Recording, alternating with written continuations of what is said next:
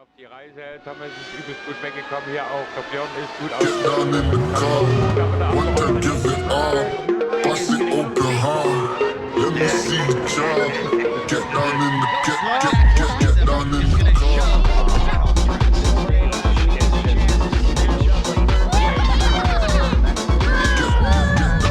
Silvernagle came in, and Nice is now in the car.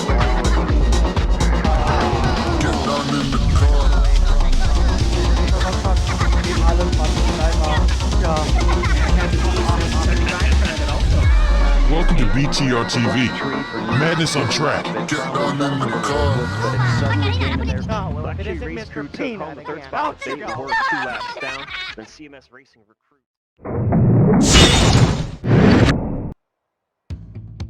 Ja, hallo liebe Simracing und Rennsportfans und ein ganz besonderes herzliches Willkommen heute hier an diesem Sonntagmorgen zur IMSA auf dem Nürburgring. Tommy und Ben haben sich hier spontan dazu entschieden, da mal anzutreten und wir begleiten sie einfach mal. Schauen wir mal, was den Jungs so passiert heute. Wünsche ich euch allen mal ganz viel Spaß. Ah, nice. Perfect. I forget you can do that. You click on the percentage on the top, and it tells you and you tells you all your competitors.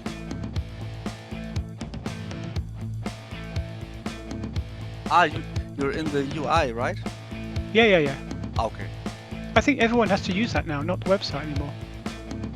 Yes, Yes, but I website is closed. I saw the loading screen. So let's entries. Oh, There's a oh, we're top split, by the way. Sunday morning, welcome.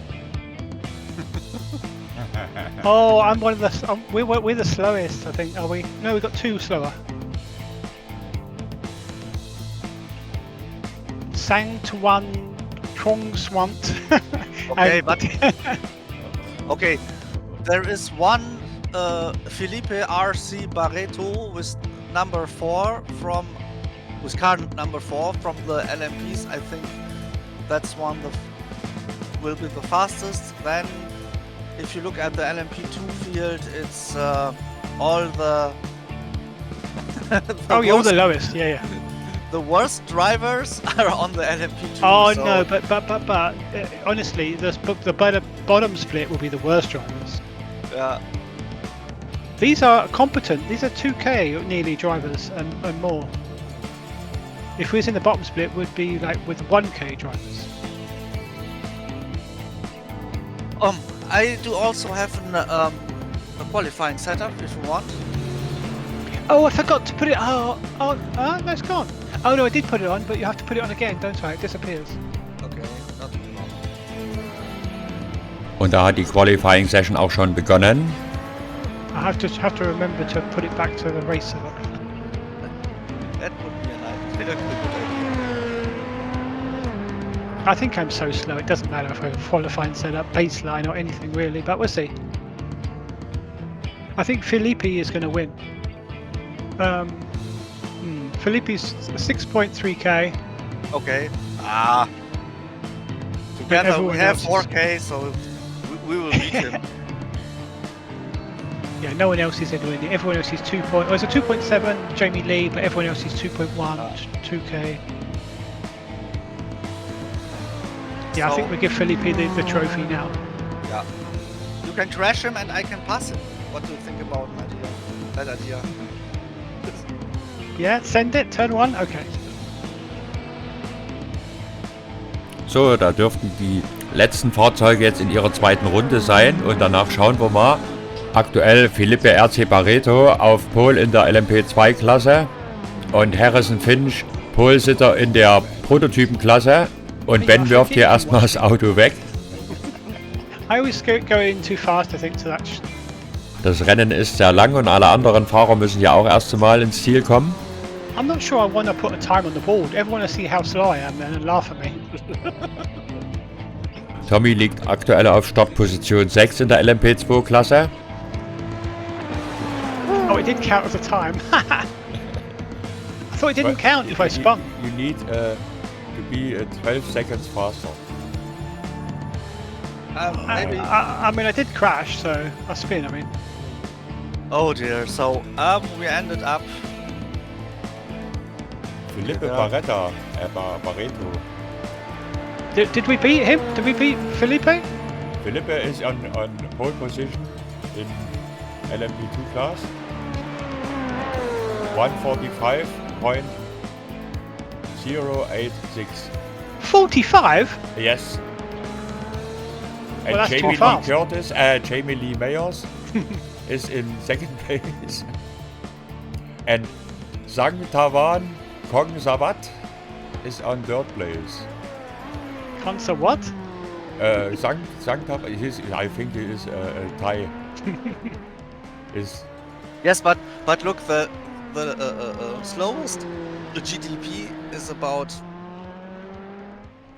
0.8 seconds away from the fastest LMP2. So Ben, don't forget to change the setup, turn your spotter on.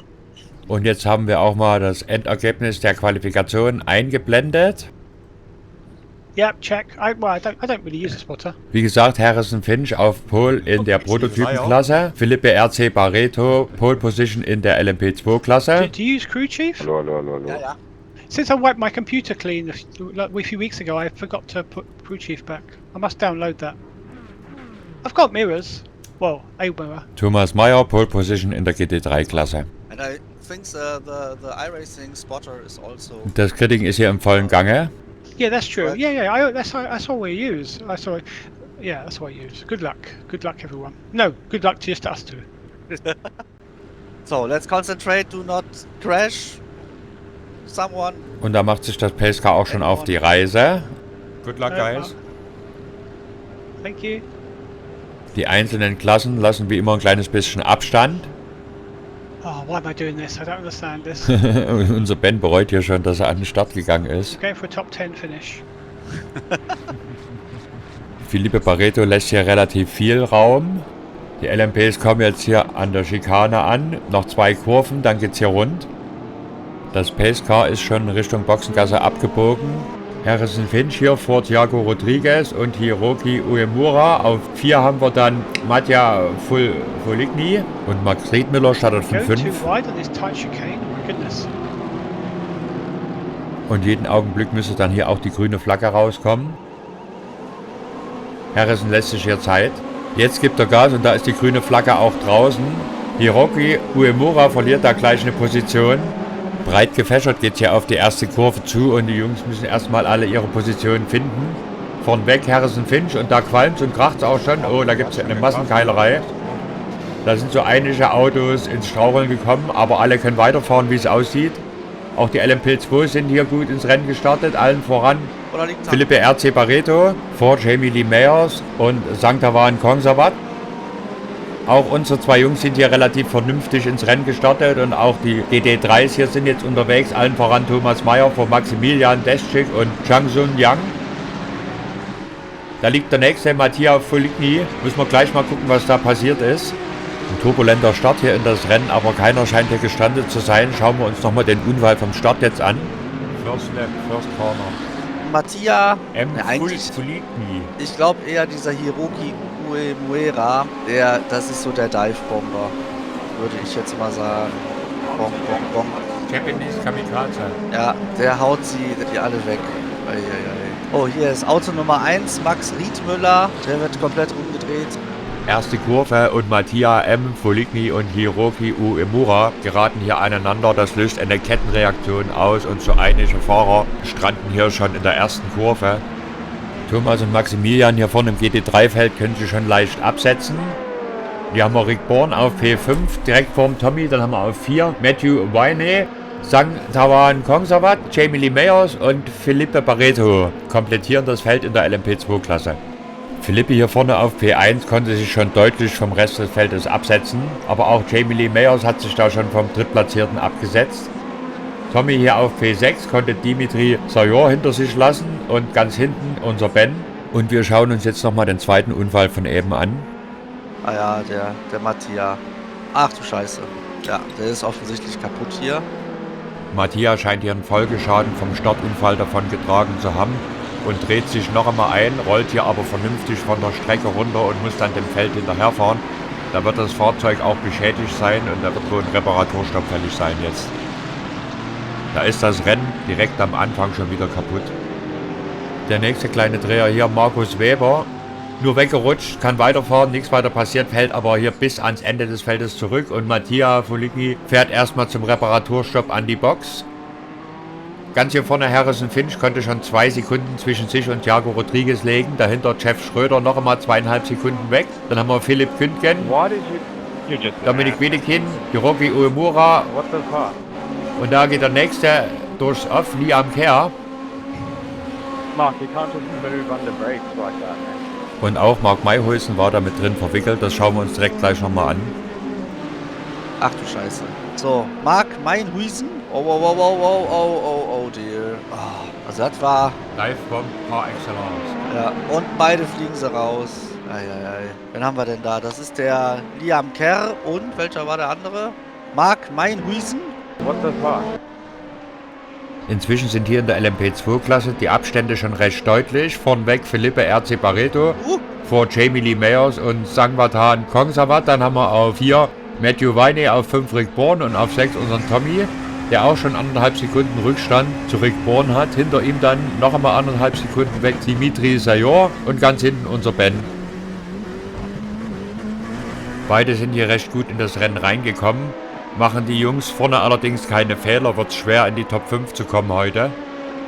Schauen wir mal, das Rennen ist noch sehr lang und es steht ja auch noch der obligatorische Boxenstopp an. Ja, der 5. Platzierte kommt jetzt nicht wirklich weg hier, ne? Aber ich komme auch nicht dran. Thomas Meyer, Leader in der GT3-Klasse hier im Sky Ferrari, konnte sich schon 2 Sekunden von Maximilian Deschik absetzen. Dann haben wir hier Zhang Zhongyang und Brian Timmermans.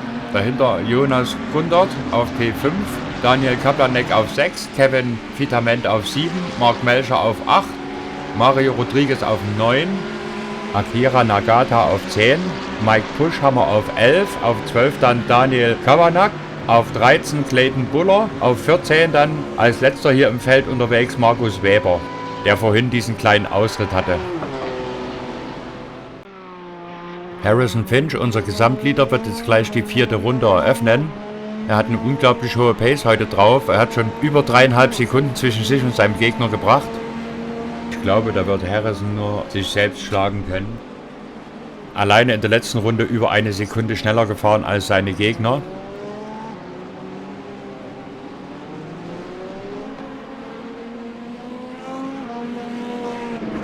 Thiago B. Rodriguez hier auf Position 2, hat auch nach vorn und hinten reichlich Luft. Zu Chef Schröder auf P3. Dann haben wir auf dem 4. Platz Marco Archidiakono und Philipp Kündgen schließt hier die Top 5 ab.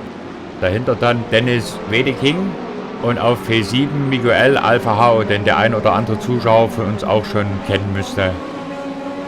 Hiroki Uemura auf P8 zurückgefallen, auf P9 haben wir dann Walter Absenker, auf P10 Max Riedmüller, der hier mit der Startnummer 1 unterwegs ist. Dahinter dann Mark Mayhuisen auf 11, auf 12 dann Liam Kerr und auf 13 Ben Cullen. Diogo SA und Bastian Zähnefels liegen da ein ganzes Stück weiter zurück und Mattia Foligny hat wahrscheinlich sein Fahrzeug abgestellt. We have to pit in this race. Ein obligatorischer Boxenstopp steht für alle Klassen hier im Feld an, wobei es nur darum geht, ein bisschen Sprit nachzutanken und keine Reifen zu wechseln. Yeah, yeah. Ein Stück weiter hinterm Tommy im GT3-Feld gab es einen kleinen Zwischenfall, den wir uns mal anschauen sollten. Da schalten wir direkt mal hin. I think IMSA, you always have to pit. So, was haben wir hier? Mike Pusch verliert das Auto hier. Ich kann Push. Drittes Auto. Ja, kommt aber wieder zurück auf die Strecke. Kurzer Ausflug ins Grün und weiter geht's. Maybe 20 liters or something. Hier haben wir mal Thomas Meyer im Bild, Leader in der GT3-Klasse, baut seinen Vorsprung Zehntel für Zehntel immer mehr aus. Nach hinten zu Maximilian Deschik. Die Top 5 hier in der GT3-Klasse weiterhin unverändert. Zhang Zhongyang weiterhin auf P3. Die Abstände jeweils ziemlich klar. Dahinter Brian Timmermans kämpft hier mit Jonas Gundert und Daniel Kaplanek um P4. Nach hinten zu Kevin Fitament auf P7 tut sich schon eine Lücke von 2 Sekunden auf. Und wir haben den nächsten Zwischenfall zu vermelden, den wir uns unbedingt mal anschauen sollten. Da schalten wir doch direkt gleich mal hin. Bastian Senefels hier, wer ist das? Das ist ein LMP, das ist ein GTP. Ja, und ist hier den GT3-Fahrern ein bisschen zu langsam, deshalb wird er einfach mal so weg. Der GT3 fights for position. Ja, And number 21 is a backmarker. ja. Tommy kann sich inzwischen von Dimitri und Ben recht deutlich absetzen, aber vorn Rick Born haut immer mehr ab. Und ganz vorn hier in der LMP2-Klasse die Abstände so deutlich, dass sich da erstmal nichts tut. St. Tavan Kongsavat weiterhin auf P3. Allerdings ist Jamie Lee Mayers vor ihm schon über 6 Sekunden weit weg. Und ganz vorne unser Leader Felipe Barreto hat die Segel gesetzt und ist auf und davon.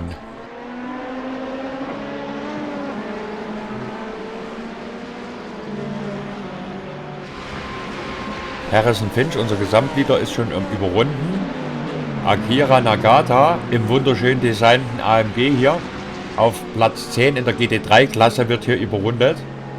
Auch hier im GT3-Feld sind die Abstände recht deutlich, sodass es kaum Zweikämpfe gibt. In der Prototypenklasse die ersten 3 Plätze ungefähr 4 Sekunden voneinander jeweils getrennt. Thiago B. Rodriguez hier auf P2 in der Hypercar-Klasse, den dürften der ein oder anderen Zuschauer auch bekannt vorkommen. Der ist schon bei dem ein oder anderen IMSA-Rennen mitgefahren. Und hier gibt es jetzt einen Angriff. Miguel Alfahau versucht da an Dennis Wedekind vorbeizugehen. Und hier überall Qualmrauch, hier liegen Autos, hier hat es geknallt. Philipp Kündgen liegt da. Da war, glaube ich, hier das halbe LMDH-Feld mit drin verwickelt und Philipp Kündgen fliegt hier noch einmal ab. Wir schauen uns gleich mal an, was hier passiert ist. Ein wildes Durcheinander in der Vedol-Schikane. Oh, das ist ja auch... Philipp Kündgen, der hat ihm gekündigt da vorne. Ja, hier ist Position 4, Marco Arcidiacono und Philipp Kündgen. Ja, der ist zu spät auf der Bremse so und dotzt ihm hinten It's a rein. long race. The GT3s will be coming soon. Der Kiss. Oh, dreht sich selber auch noch weg. Ach du meine Herren. Oh, der blockiert die komplette Schikane hier. Ach du Scheiße. Hier. Blocking the Das heißt, chicane. Nummer 27, der Dennis Wedekind knallt voll uns rein. Ah, next. Hier kommt der Marco, kommt rausgefahren, aber der Philipp Kündgen, der will in die Box fahren. I think some of them are a bit early. Oder die hauen sich da alle weg. Das gibt böses Blut hier auf jeden Fall. Hier haben wir einen schönen Zweikampf in der GT3-Klasse. Markus Weber und Daniel Kavanak. Oh yeah, I've got lots of LMDHs behind me. Wow. Mit Berührung. And on my lap. Daniel Kavanak setzt sich davor erst durch. Jetzt stecken die Jungs hier alle mitten im wilden Überrundungsverkehr. Das könnte hier nochmal so einiges durcheinander wirbeln. Markus Weber gibt da noch lange nicht auf, versucht da außen vorbeizugehen. Daniel Mustang kann sich da vorn halten. Hinter den Jungs, Clayton Buller ist da schon fast 10 Sekunden weit weg. Der hat direkt mit Mike Pusch zu kämpfen, der nach seinem kleinen Ausritt weit zurückgefallen ist. Tommy hier nach vorne und hinten reichlich Luft, ein einsames Rennen. Und während wir unseren Tommy hier so im Bild haben, hat es den nächsten Zwischenfall gegeben, den wir uns unbedingt mal anschauen sollten. Da schalten wir direkt mal hin. Hier ist der Kamikaze Hiroki und der zieht einfach rein und... Oh Mann, also der Miguel, der täuscht da quasi ein Überholmanöver an.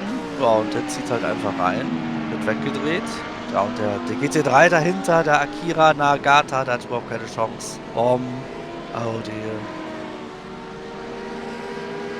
Hier haben wir Mike Pusch mal im Bild, jagt Clayton Buller vor sich her und versucht da wieder nach vorn zu kommen, nach seinem unfreiwilligen Ausritt vorhin. Hier vorne an der Spitze Thomas Meyer, weiterhin 1,9 Sekunden Vorsprung auf Maximilian Deschik. Und die zwei wiederum ungefähr 7 Sekunden Vorsprung auf den Drittplatzierten, auf Chang Sung Yang.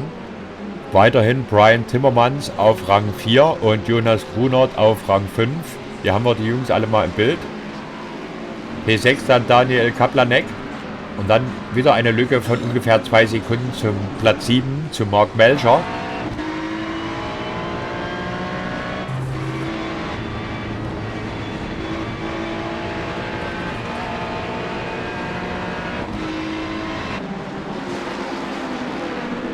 Durch die Zwischenfälle sind Hiroki und Miguel ein Stück nach vorn gerückt, kämpfen hier aber immer noch um die Position. Jetzt aktuell auf P6 in der Prototypenklasse Walter Absenker.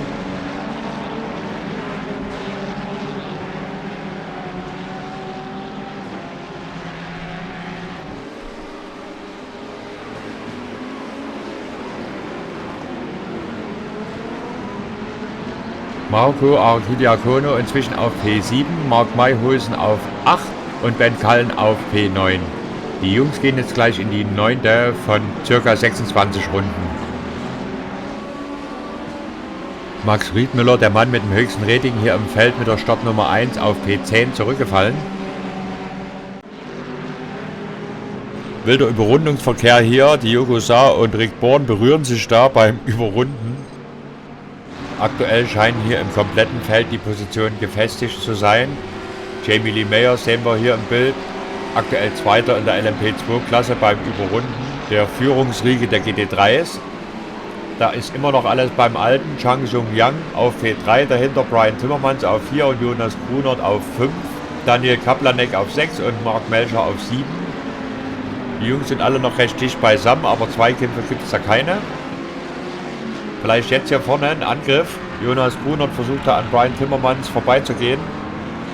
Der gibt dem Jonas da aber keine Chance bisher.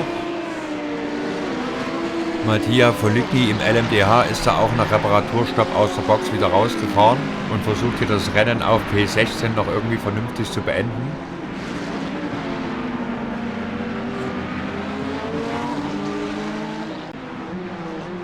Hier vorne an der Spitze des GT3-Feldes alles wie gehabt. Thomas Meyer weiterhin vor Maximilian Deschik. Inzwischen 2,7 Sekunden Vorsprung.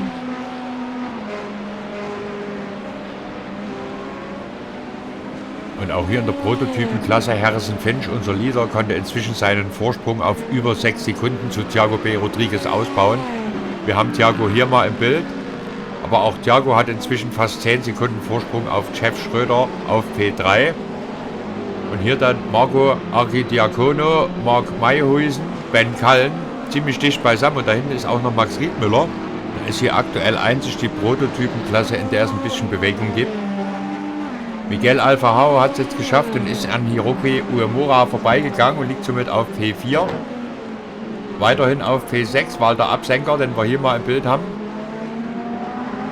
Konnte inzwischen einen kleinen Vorsprung von 1,7 Sekunden auf Marco Archidiakono rausfahren.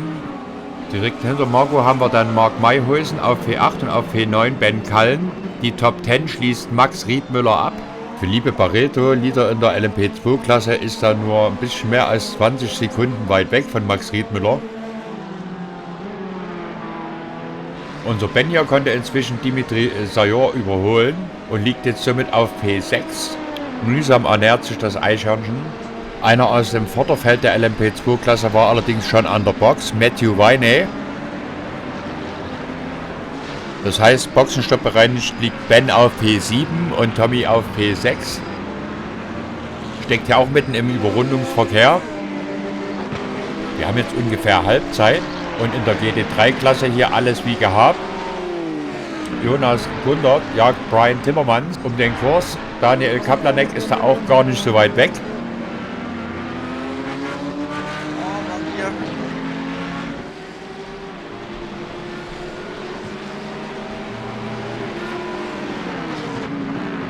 Daniel versucht hier die Situation auch gleich auszunutzen. Jonas lässt ihm da aber keine Chance. Mark Melcher ist da auch nur 1,7 Sekunden weit weg von den Jungs. Schauen wir mal, die Jungs müssen ja alle noch an die Box, inklusive Tom und Ben. Vielleicht wirbelt das ja das Feld noch etwas durcheinander. An der Spitze sind die Abstände viel zu groß. Position 4, 5 and 6 in the GT3 field are close together, watch out. Okay. Hier haben wir unseren Ben mal im Bild, steckt hier auch mitten im Überrundungsverkehr im GT3-Feld.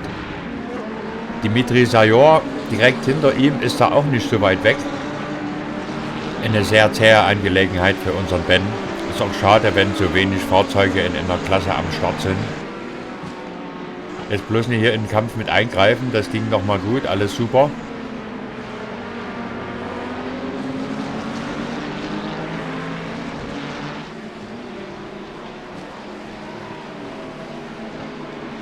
Dimitri hat ein kleines bisschen Zeit verloren, kommt ja aber auch sonst problemlos durch.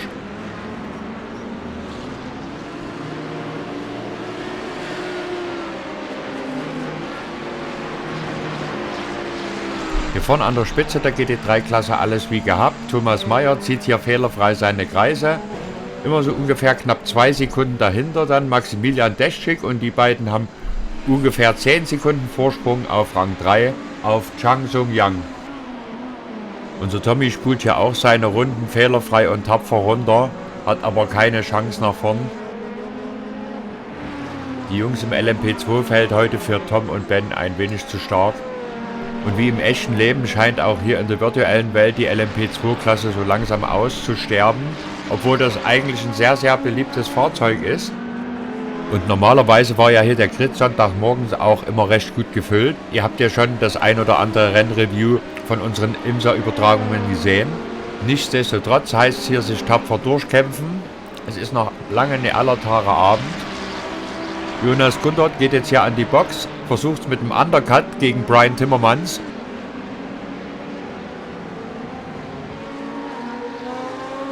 Und nachdem es sehr, sehr lange Zeit ruhig war, hatten wir den nächsten Zwischenfall, den wir uns mal anschauen sollten. Da schalten wir direkt mal hin. Jamker, oh, der verliert sein Auto. Es ist ja schon von dem unfreiwilligen Crash, ist das ja schon plädiert. Das wird nicht mehr ganz gerade sein. Oh, aber der kocht sich die Reifen hier aber total heiß. Ja. Die Gummi kannst du direkt in die Mülltonne werfen. Hier haben wir Matthew Viney im Bild. Der einzige aus der LMP2-Klasse, der bisher an der Box zum Tanken war.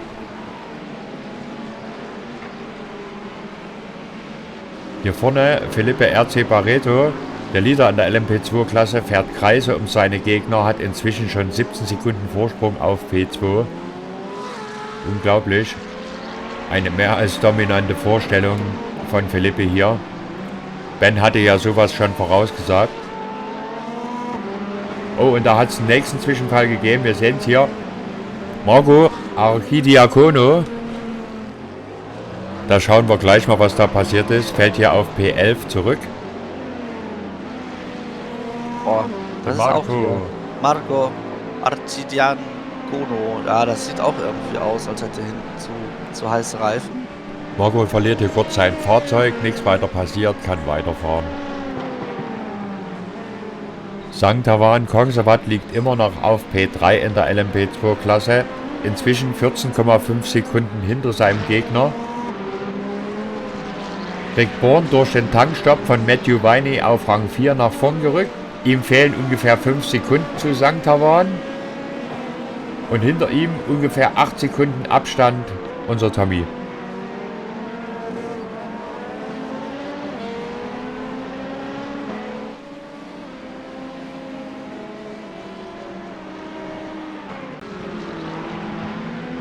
Durch die verschiedenen Boxenstopp-Taktiken liegt jetzt Max Riedmüller wieder auf P6 und Chang Sung-Yang geht jetzt hier an die Box, um seinen obligatorischen Boxenstopp zu absolvieren, der dritte in der GT3-Klasse. Da werden wir dann erst wieder Klarheit haben, wenn das ganze Feld an der Box war. Brian Timmermans ist da, glaube ich, auch an die Box gegangen. Daniel Kaplanek und Mark Melcher fahren weiter.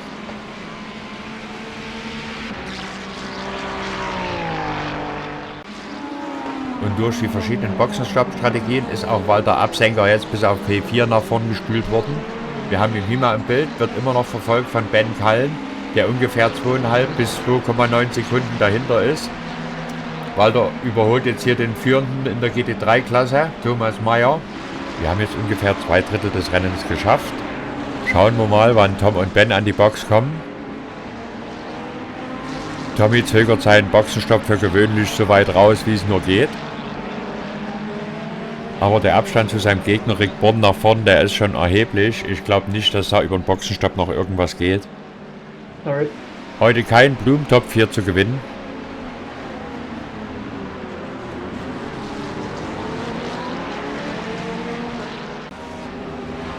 Die meisten GT3-Fahrzeuge sind jetzt an der Box, um ihren Boxenstopp zu absolvieren. Brian und Jonas haben das schon getan und sind wieder hier so dicht beisammen. Mark Melcher vor den Jungs rausgekommen und hier Mario Rodriguez und Daniel Kaplanek sind ein ganzes Stück weit zurückgefallen durch den Boxenstopp. Ganz vorne an der Spitze hat sich nichts getan, aber Platz 4 jetzt Mark Melcher und dann Brian Timmermans. Jonas Gundert dadurch auf P6 zurückgefallen. Harrison Finch, unser Gesamtleader, war noch nicht an der Box, führt hier inzwischen meilenweit vor seinen Gegnern. Er nutzt hier jede Lücke, um sich da irgendwie durchzuschlängeln. Inzwischen hat Harrison über 20 Sekunden Vorsprung auf P2 auf Thiago B. Rodriguez. Wahnsinn, was er hier zeigt. Eine blitzsaubere Gala-Vorstellung. Unser Tommy spult hier auch fehlerfrei seine Runden ab, ohne Hoffnung darauf, dass noch irgendwas nach vorn geht. Ben, fast 8 Sekunden hinterm Tommy, dasselbe Szenario. Konnte sich inzwischen von Dimitri Sajor ein bisschen befreien, der jetzt auch ungefähr 8 Sekunden hinterm Ben liegt. Und auch Ben war noch nicht an der Box. Schauen wir mal, so langsam geht den Jungs ja hier die Zeit aus. Felipe RC Barreto, Leader in der LMP2-Klasse, hat seinen Boxenstopp auch noch nicht absolviert.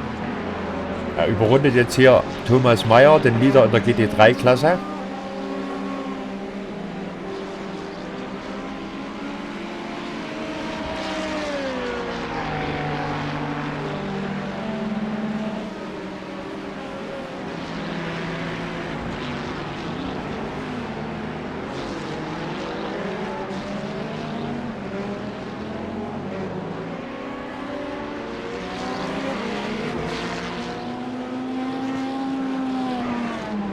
Maximilian Deschik liegt hier weiterhin auf P2, kann den Abstand nach vorn aber nicht verringern. Chang Sung-Yang weiterhin P3, wird hier gerade vom Zweitplatzierten der LMP2-Klasse von Jamie Lee Mayers überrundet. Auf P4 haben wir weiterhin Mark Melcher, der sich durch die Boxenstopps nach vorne arbeiten konnte.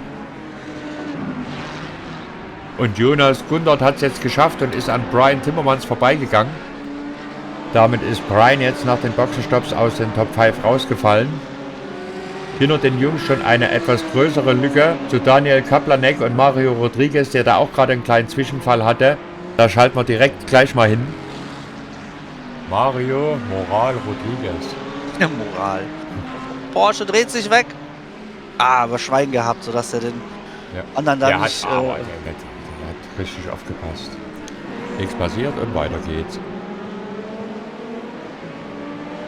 Tommy fehlen nach vorn zu Rick Bourne inzwischen auch fast 8 Sekunden. Die kann man beim Boxenstopp nicht rausholen. Den muss ja unser Tommy auch noch absolvieren. Schauen wir mal. Genauso wie unser Ben hier. Beide fahren sie ihr Rennen hier tapfer zu Ende, aber viel hört man von den Jungs heute nicht. Bisschen weniger als 10 Minuten müssen die Jungs noch durchhalten, dann haben sie es geschafft. Wie gesagt, der obligatorische Boxenstopp, der steht ja auch noch an. I will pit. I will pit. Not yet, no. A couple of laps, I think. Jetzt hat Tommy hier seinen Boxenstopp angekündigt und ich denke mal, da wird auch Ben früher oder später reinkommen. Drücken wir mal unsere Daumen, dass da alles gut geht. Tommy hat ja schon so die ein oder andere Erfahrung gemacht. I've got only 4 liters left. Und wir hatten den nächsten Zwischenfall, den wir uns mal anschauen sollten. Den reichen wir jetzt direkt mal nach. Okay. Marco Archidiakono noch einmal, verliert hier sein Fahrzeug in der Schikane, auf dem Curb ausgehebelt. Autsch, ouch, ouch, ouch. Oh, schlechte Position. Und jetzt, was macht er? We're gonna pit now. Okay. Entscheidet sich für den langen Weg, das ist okay.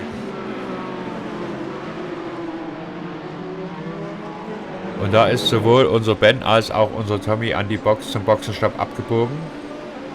Jetzt wird es auch so langsam Zeit für die allerletzten. Hinterm Ben kommt auch Ben Cullen an die Box. Einer der letzten Hypercars, die hier ihren Boxenstopp absolvieren müssen. Sped in the pits, damn. I'm speeding? Oh dear. Yeah, I messed up my pit. I saw him right behind me and I put my pit limiter on too early and then I sped up again. Oh nein, der mühsam erkämpfte Platz wieder weg. Ben war zu schnell an der Box und muss jetzt hier noch einmal zum extra Boxenstopp antreten und für 15 Sekunden halten. Felipe RC Barreto fährt hier einfach weiter.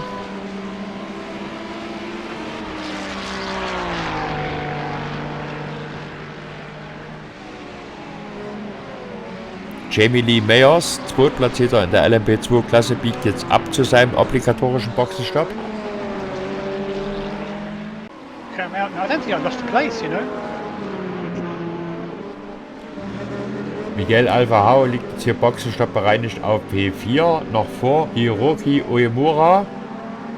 P6 weiterhin Walter Absenker in der Prototypenklasse und hier Mike Pusch auf P10 in der GT3-Klasse. Yeah, I got lucky there. I didn't lose a place. My first off track. Und Ben ist jetzt hier nach seinem Strafboxenstopp auf P8 in der LMP2-Klasse zurückgefallen. Wir befinden uns jetzt so langsam auf der Zielgeraden des Rennens. Ich denke mal 3 bis 4 Runden muss Tommy noch gehen. Die Hypercars befinden sich jetzt im 23. von insgesamt 26 Runden, die sie absolvieren müssen.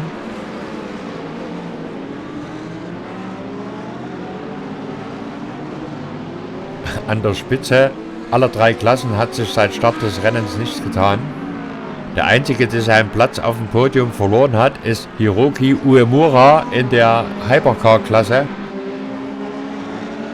Da liegt aktuell Chef Schröder auf P3, der von P6 losgefahren ist. Hier haben wir P4 in der Hypercar-Klasse mal im Bild. Miguel Alvahao. Vor ihm Philipp Kündgen, liegt da schon Runden zurück. Oh no, it's updated itself. I'm 8 and not 6. Damn. Und wir hatten den nächsten kleinen Zwischenfall, diesmal direkt vorm Tommy, den wir uns mal anschauen sollten. Da schalten wir doch direkt mal hin. Ach, der war vor mir. Irgendwie hat er sich erschrocken. Irgendwie konnte er nicht glauben, dass ich ihn nicht überholen werde an dieser Stelle. Und er hat irgendwie das Auto ein bisschen verloren. Er hat schlechte Erfahrungen gemacht mit Kollegen wie dir. Ach so, meinst du? Ja, ja.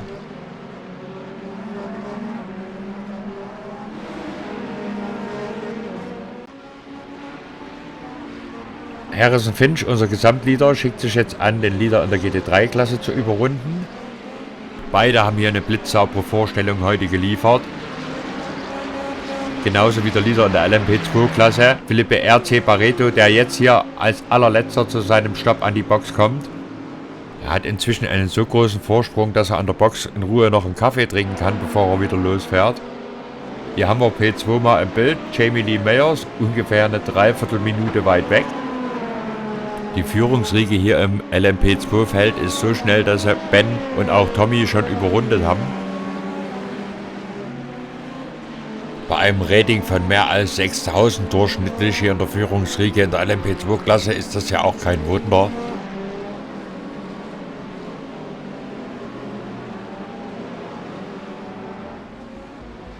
Harrison Finch, unser Gesamtleader, eröffnet jetzt hier auch die allerletzte Runde.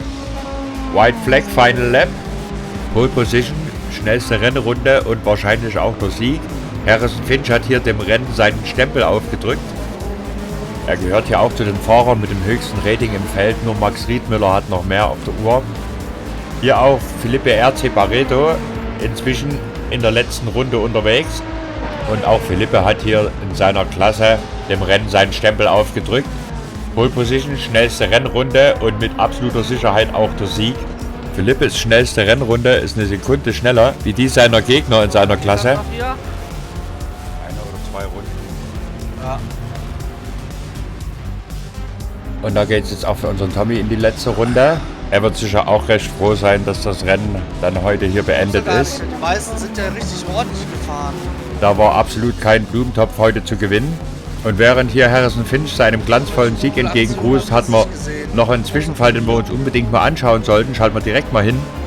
Der drittplatzierte LMP2 haut dem viertplatzierten, wie heißt der, Sangtavan Kong Sawat, haut dem Mark Melcher den Flügel hinten kaputt. Das ganze Heck, das plumpst weg. Zu scheiße. Das alles interessiert unseren Gesamtleader wenig. Harrison Finch biegt jetzt um die Kurve Richtung Ziellinie. Ein ganz, ganz herzlichen Glückwunsch. ganz herzlichen Glückwunsch. Thiago B. Rodriguez kommt auf P2 Richtung Ziel. Auch hier ein absolutes Top-Rennen. Hat auch einen relativ großen Vorsprung auf Jeff Schröder rausgefahren, der dann auf P3 Richtung Ziel kommt. Und hier Felipe Barreto hat noch ein ganzes Stück zu gehen, während Thiago jetzt hier die Ziellinie kreuzt. Glückwunsch noch einmal. Und hier haben wir Jeff Schröder im Bild. Oh, der jetzt hier mit dem Erstplatzierten in der GT3 aneinander gerät, Thomas Meyer. Was denn? Der Erstplatzierte GT3 hat gerade den drittplatzierten LMP1 in der Zielkurve weggehauen. Thomas Bennett. Verrückter Zieleinlauf. Trotzdem Glückwunsch. Wow. Top gefahren. Ein verrückter Zieleinlauf, das schauen wir uns direkt gleich nochmal an. Position 3. Dritter und erster. Oh nein! Also ich muss ehrlich sagen, so, ne? Jeff Schröder, so okay. Aber der Ferrari hätte auch die Lenkung aufmachen können. Komm schon! Ah, da hatte sie einfach gedacht, so nicht, mein Freund. Ja. Ah, das gibt's doch gar nicht. Und Tommy hätte hier fast noch Rick Bourne bekommen, der in der letzten Runde ja auch nochmal einen Ausritt hatte. Hast du das gesehen? Oh, that was close, Rick. Oh man. Und auch Ben kommt jetzt hier langsam Richtung Ziellinie. Aber hier erstmal Felipe RC Barreto. Ei. Die letzten Meter. Felipe Barreto hat eine Runde mehr drauf wie ihr. Chapeau und Hut ab, ein absolut verdienter Sieg. Der Sieger in der LMP2-Klasse. Oh, wo ist Ben? Und auch hier einen ganz, ganz herzlichen Glückwunsch. Ach so. Der hat ja noch eine Strafe abzusitzen gehabt. Yeah, I handicapped myself with 40 seconds extra in the pits. You know what I did? I missed the last chicane, got a slow down. I thought, I know, I'll go in the pits. Bad mistake. Because I had to slow down extra. There was a person right behind me, and I couldn't let him blast. And then I panicked and took the limiter off, and then I went too fast. Und das komplette Endergebnis haben wir für unsere Zuschauer jetzt oben auch mal eingeblendet. The guy in front of me in the last lap in the chicane, he struggled, maybe he spun out, and I think he was under a second at the finish line. Weren't you in fifth, or was it because No. maybe someone pitted early, didn't they? Yeah. Someone pitted earlier. It was a clean race for most people. Just in the last lap, as Patrick told, that the leader of the It was a clean lap in your view. Okay. Yeah. It was not a clean race for the rest of the field. Okay. Make a Just crash happened to be every Aston. place. It's typical L class. There's no freebies. The LMP1 class, first lap, there are huge crash. And last corner, this was awesome. Okay. Okay, there is Rick Bourne. Rick Bourne is... Oh dear. Okay. Okay, mach ich die Ausnahme zu.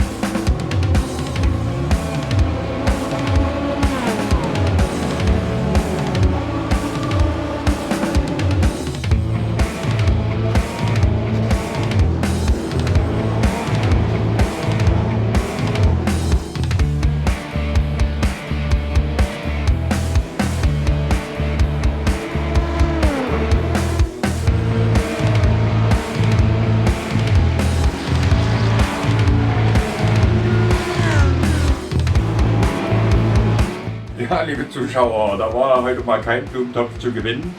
Nichtsdestotrotz war das ein relativ schönes Rennen. Würde ich sagen, wir sehen uns dann alle das nächste Mal wieder. Bis dahin, lasst es euch alle gut gehen und vor allen Dingen bleibt uns treu. Macht's gut, tschüss.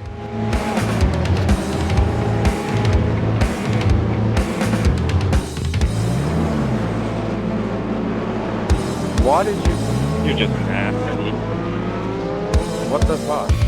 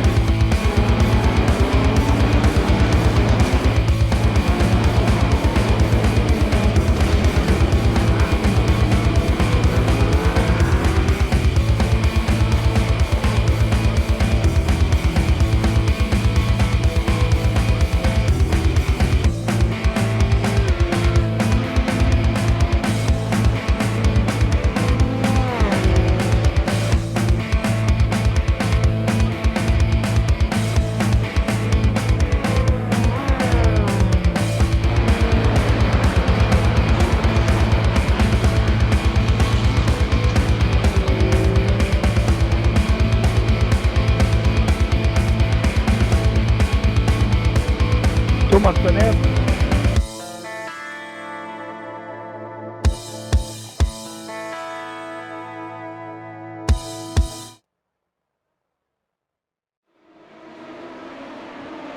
Rennfahren verfälscht auf die Dauer die Perspektive der Wirklichkeit. Und so entsteht im Bewusstsein allmählich eine Welt des Irreal. Die Fakten des Lebens bekommen eine ganz andere Bedeutung. Gefühl, Vernunft, alle menschlichen Probleme nehmen dann andere Dimensionen an, so wie es bei Rauschgiftsüchtigen der Fall ist. Von diesem Moment an hat das Leben nur noch den einen Sinn, Rennen zu fahren. Auch wenn man weiß, dass man früher oder später sterben muss. Weil dann ein Widerstand nicht mehr möglich ist. Gegen diesen masochistischen Drang der Selbstzerstörung.